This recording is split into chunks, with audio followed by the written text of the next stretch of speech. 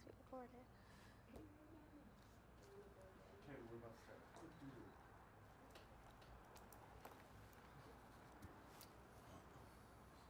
There's call for review of the San Jose State administration. I'm Jeff Samra, and I'll have a live report. SJSU students are helping those affected by the disasters in the Philippines. Camping on campus? Find out why some students were sleeping under the stars. From the School of Journalism and Mass Communications at San Jose State University, your source for what's happening with a fresh perspective on today's issues. You're watching Update News. Hello and welcome to Update News. I'm Taylor Rush. And I'm Justin Malky. Thanks for joining us.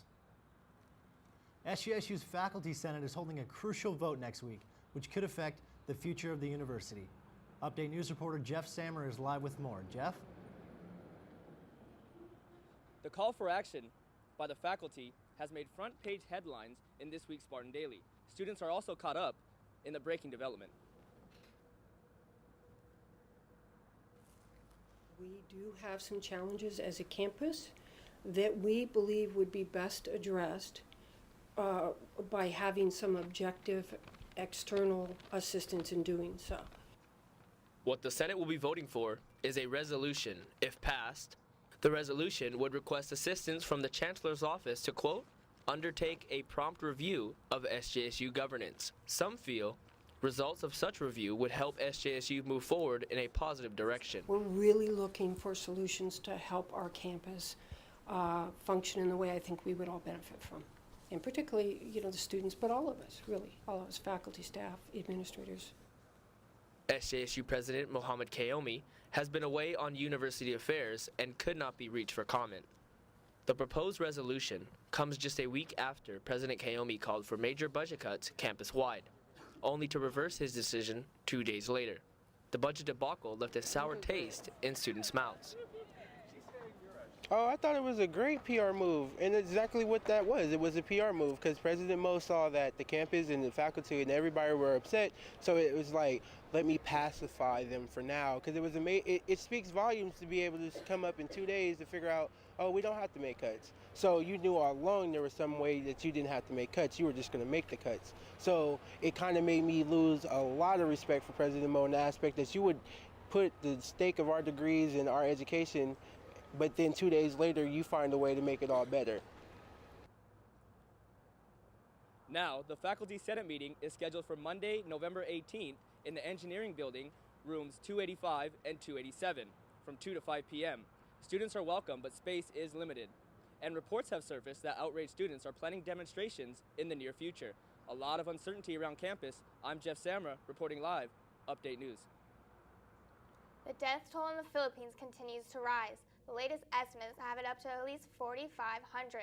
Update News reporter Ashley Belayo talked to a former San Jose State student whose family has suffered. When news started trickling to my family, it was pretty saddening, and we were all very worried because a lot of people don't know what's going on. Gigante is only one of the thousands of families affected by the recent Typhoon Haiyan. Typhoon Haiyan, known in the Philippines as Yolanda, has taken many lives, with numbers increasing each day. The push for aid into Tacloban and other damaged areas are taking place all around the world. However, the outreach to family members in the Philippines has been difficult to achieve. So far we're talking to people who are in the Philippines but not in that region. They're the ones who are giving us news. A couple nights ago, me and my family were all together and we were around a phone listening to news from the Philippines, and it was pretty saddening. So far I know that I have 3 cousins that are confirmed dead and 6 that are confirmed dead that are nieces, nephews, and grandchildren. According to the latest Philippine government accounting, at least 80,000 homes are destroyed. I personally have been to that area of the Philippines. I've stood there, I've seen it, and it's beautiful. It's paradise. I never thought that it would be hit by a typhoon. I'm so taken back. Just to know that what was there is just flattened, and it's just sad because I really wanted to go back, but just knowing that happened, it'll never really be the same.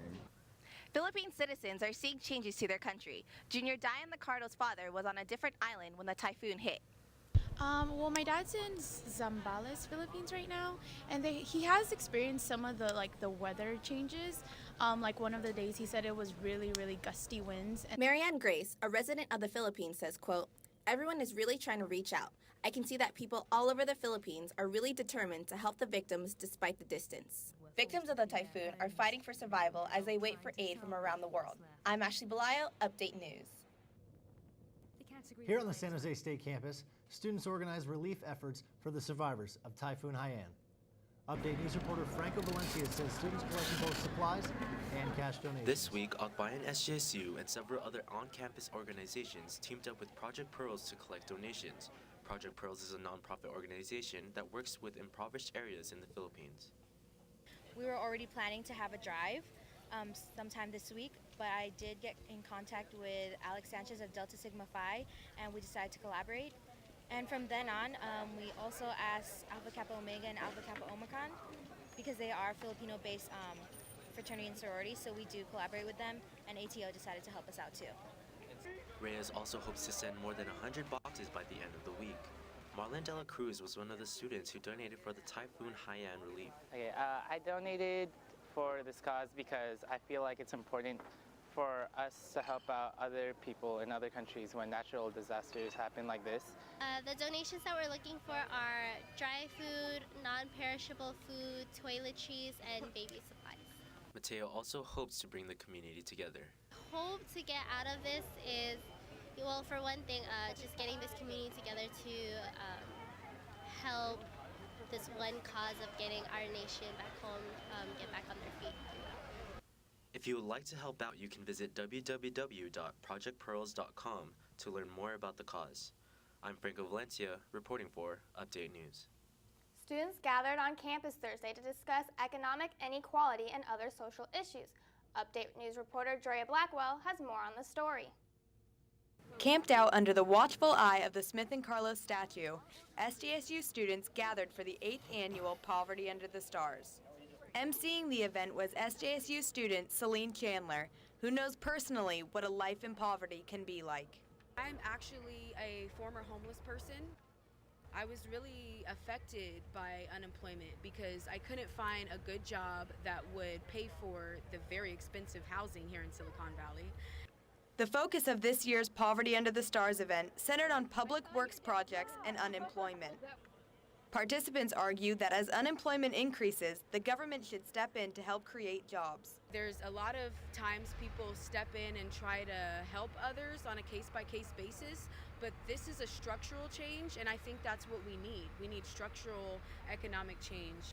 Campers gathered outside Clark Hall at noon on Thursday to set up tents and prepare for the night's activities. The tents were decorated with signs about various social issues.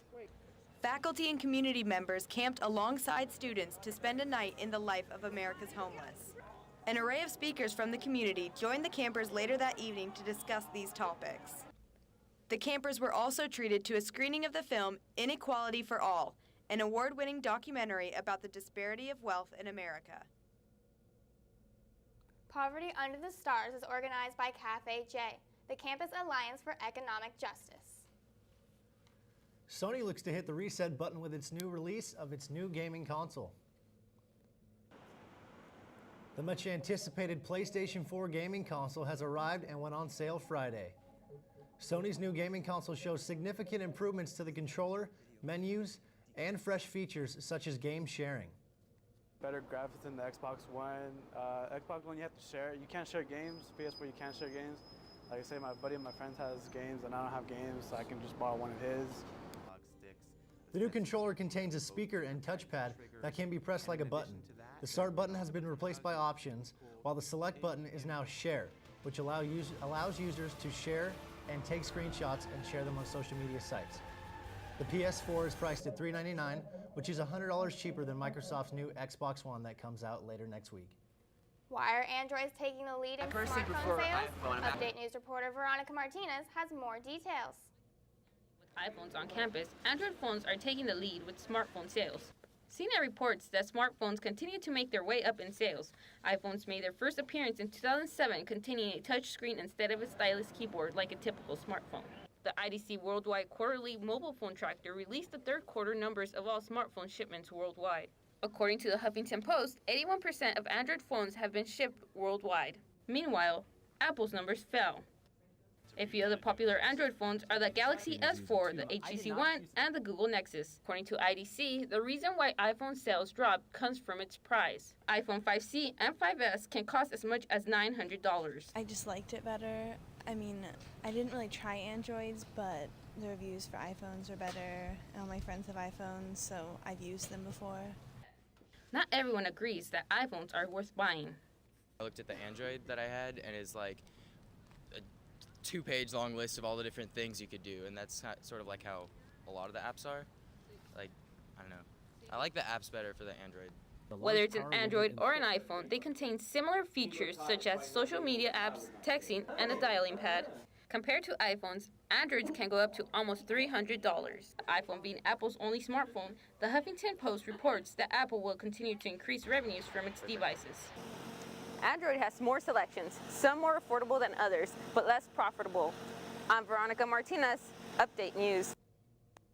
Coming up, find out how expiration dates are for more than just food. Hungry? We'll show you what Food Campus has to offer.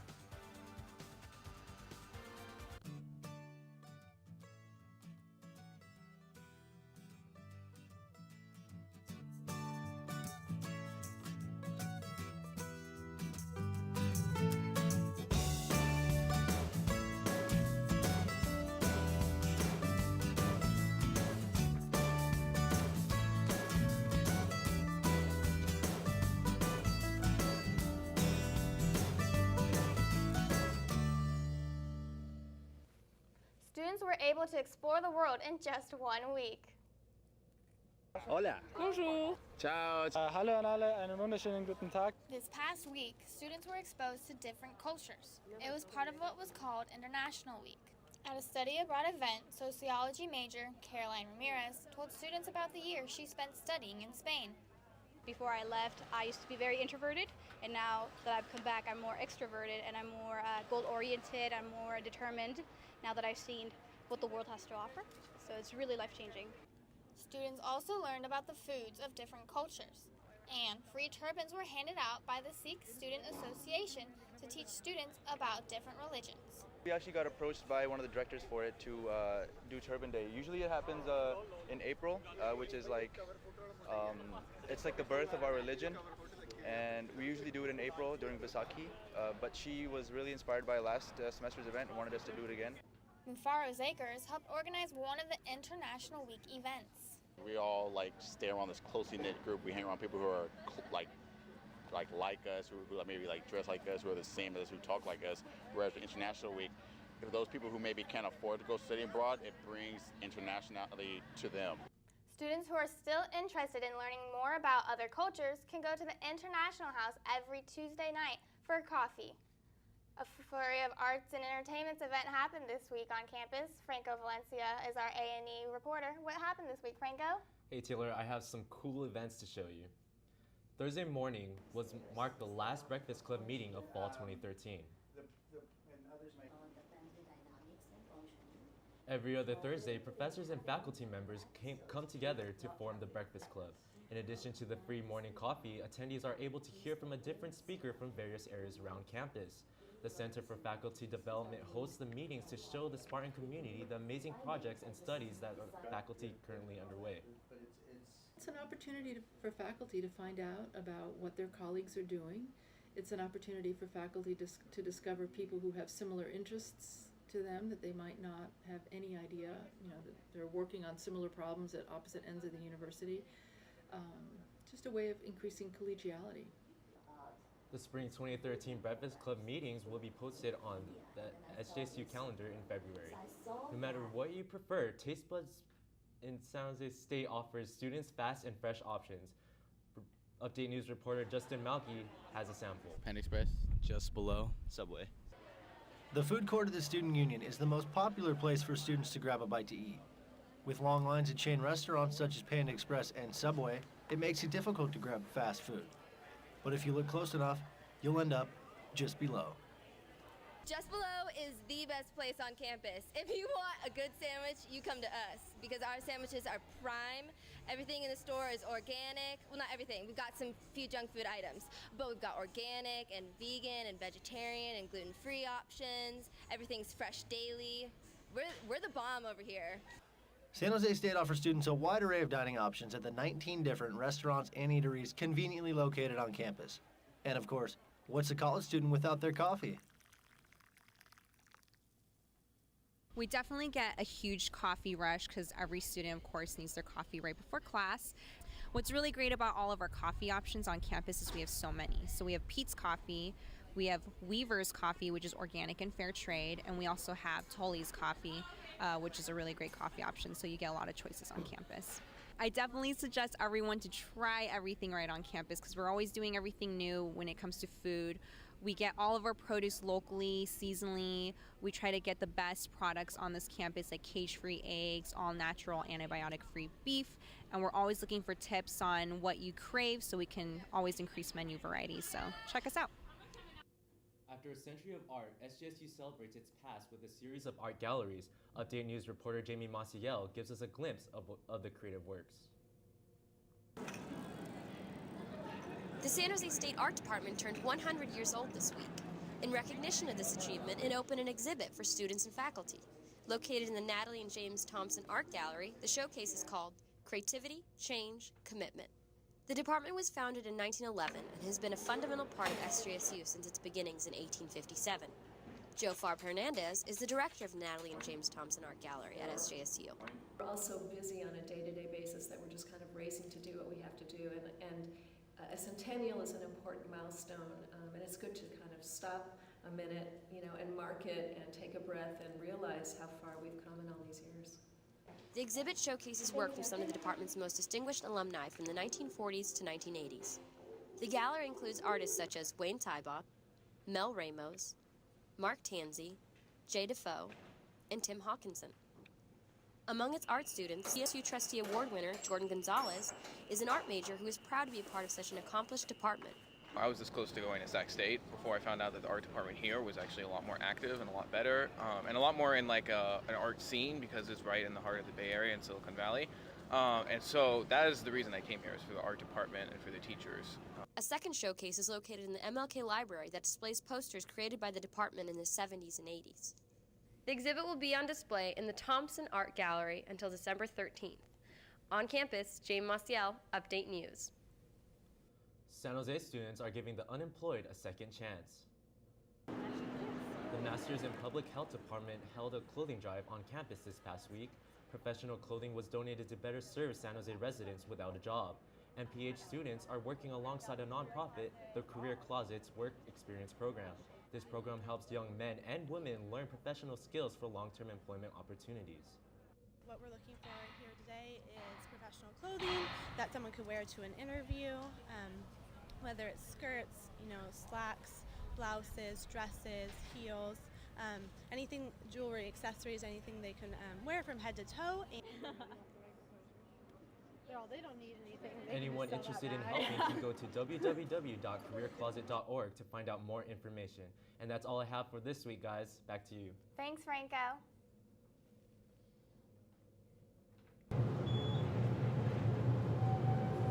Many of SJSU elevators display expired permits inside their cab.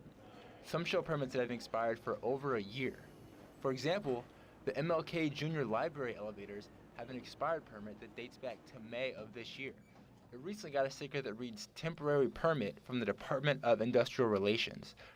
SJSU's art building has a single elevator that also displays a permit that expired in May of this year. SJSU Associate Vice President of Facilities Development and Operations, Christopher Brown, assures students that the school has taken the appropriate measures to stay within the inspection code. The university has submitted a letter to the Department of Industrial Relations Division of Occupational Safety and Health Elevator, Ride, and Tramway Unit for all elevators on campus that are not currently in compliance. These letters were sent 3 months in advance of their expiration, with the reminder letter sent 30 days in advance of the expiration. DUSH has informed us that we're on the rotation of inspections currently in process, with 8 buildings currently complete. Some SJSU students have noticed these expired permits and felt cautious about using them. That the permits on the inside of the elevator are expired, so I don't know if they really are expired, if they just haven't put the new permits up. And another thing too that we all notice is that the elevators get really jolty and sometimes it takes like a minute for the doors to open, so you never really know if you're going to get stuck in the elevator, and it's kind of scary.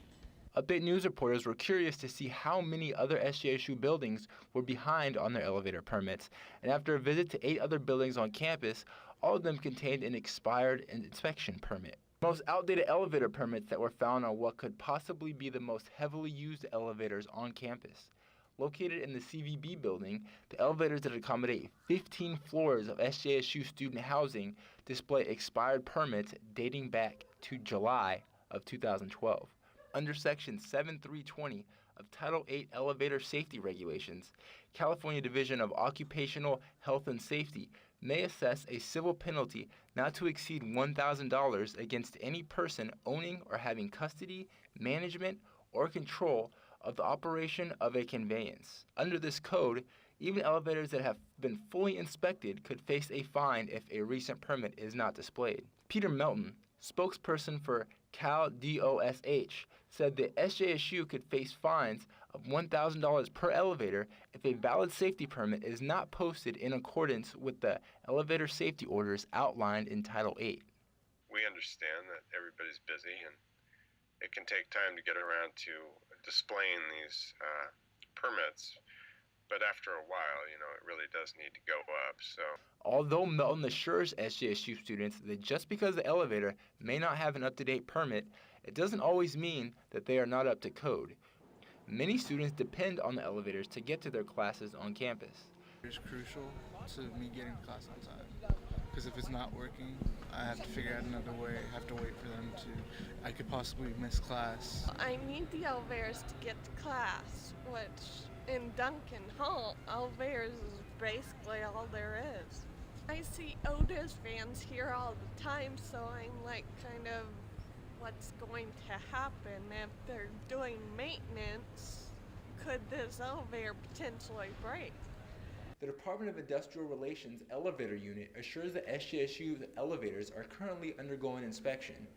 As far as whether the expired permits will be displayed with new ones, that remains to be seen. On campus, Andrew Carter, Update News. Pretty crazy how that one small piece of paper could ultimately cost the school thousands of dollars. Thanks to Andrew for that special report.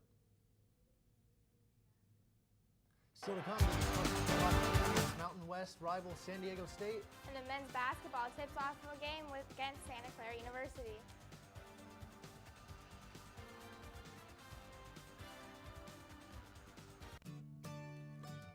Sorry, that was because I didn't want to talking so quickly.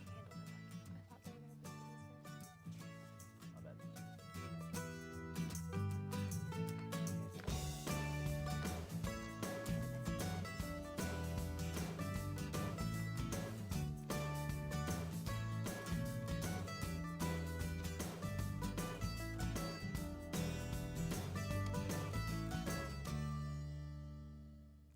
And now we hand it off to Drea for an update on SJSU athletics. Drea, how we been looking this week? Well, Justin, it is a rough week to be a Spartan, but let's get to it. The Spartan football team are still fighting for bowl eligibility this week after suffering a heartbreaking loss at the hands of San Diego State. Update News reporter Christian Carrasco was at the game. The Spartans started firing on offense early as David Phillips connected with wide receiver Tim Crawley for a 13-yard touchdown in the first quarter. San Diego State ran the ball through the Spartans' defense for 174 yards, cutting the SJSU lead to 4 in the second quarter. Freshman wide receiver Billy Freeman sat out the rest of the game with a concussion-like symptoms after taking a big hit in the second. San Diego State continued the attack in the air as quarterback Quinn Kaler connected with receiver Colin Lockett for a 14-yard Aztec score right before halftime. However, the Aztecs kicking committee struggled as it had 2 point-after touchdowns blocked and missed a field goal wide left. Austin Lopez, on the other hand, had the lucky bounce in his boot to put the Spartans up 11 with a 46-yard field goal. However, his next field goal attempt was blocked, setting up the Aztecs offense as they scored 2 plays later on a play-action pass to tight end Adam Roberts to cut the SJSU lead to 3. SJSU was unable to score late in the fourth, and San Diego State scored 14 consecutive points as Dave Muima went untouched as he scampered in the end zone for the game-winning touchdown as the Aztecs defeat the Spartans 34-30. They executed and made plays really when it mattered the most. And they did, and we didn't. And really that kind of summarizes the game in the fourth quarter. We left a lot of stuff on the field offensively where we could have knocked them out. We had missed a touchdown and to Chandler in the red zone, slid the protection the wrong way, missed a touchdown on Timmy. Those are two. We score those. We finish in the red zone, get touchdowns instead of field goals, and they're not in the game.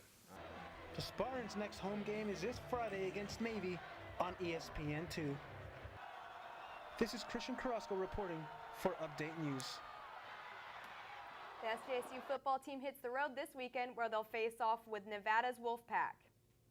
The SJSU hockey team hosted a 4-team tournament this past weekend. The tournament featured San Diego State, the University of Oregon, and Northern Arizona. San Diego State took a stranglehold of the showcase, going 3-0, while San Jose State went 2-1, suffering a heartbreaking loss in overtime. Spartans did very well. They were able to knock off number 2 on Friday. They played number 6 very, very close. Ended up dropping one in overtime to San Diego, and then had a solid victory against the University of Oregon. SJSU improves its record to 9-2 on the season. They head to Utah this upcoming weekend for the Beehive Grill Showcase.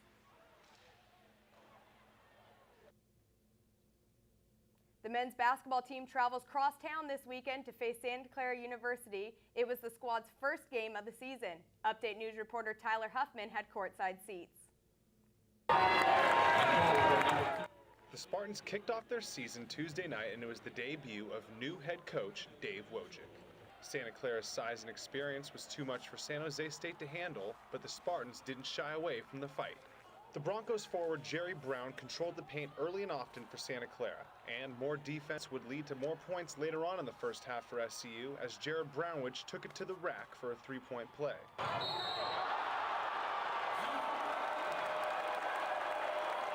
Santa Clara stampeded the Spartans to a 14-point lead at the break. Returning Spartan swingman Jaleel Williams highlighted SJSU's struggles in the first half. He came out a little lackadaisical at first, and we didn't get the ball moving like we were supposed to. We turned it over a lot. The Broncos continued to dominate in the paint in the second half, pushing the lead to 20 points with 7 minutes to go. But the young Spartans didn't quit and showed resolve, cutting the lead down to 8 with 2 minutes to go. In the end, Santa Clara junior Brandon Clark's 23 points would put away San Jose State. Coach Wojcik's debut didn't result in a W, but it did reveal the spirit of his brand of basketball at SJSU. We're not going to give in. That's one of the things I tell the kids. You fight and compete until the final buzzer goes off. I don't care what the score is. You just keep clawing possession by possession and keep playing hard. And that's something we're going to do. That's how I am. That's who I am. And that's hopefully I'm going to instill that in my players. Williams led the Spartans with 20 points and attributes his early success to the leadership from his new coach. And I love that they brought him here because he's really helping us get better each and every day. He's definitely made me do a complete 360, and I'm just glad that they placed him here. So. From Levy Center in Santa Clara University, Tyler Huffman, Update News. The Spartans head to Illinois next week where they'll try and tally some wins in the NIU Invitational Tournament. So, Justin, it wasn't the winningest sports report, but that's what I've got for you this week. Back to you guys. That's all right, Dre. Hopefully the 49ers get on track in New Orleans this weekend. That'll do it for now. Thanks for joining us. Be sure to check us out on Facebook by searching SJSU Update News. Thanks for watching. We'll see you next time.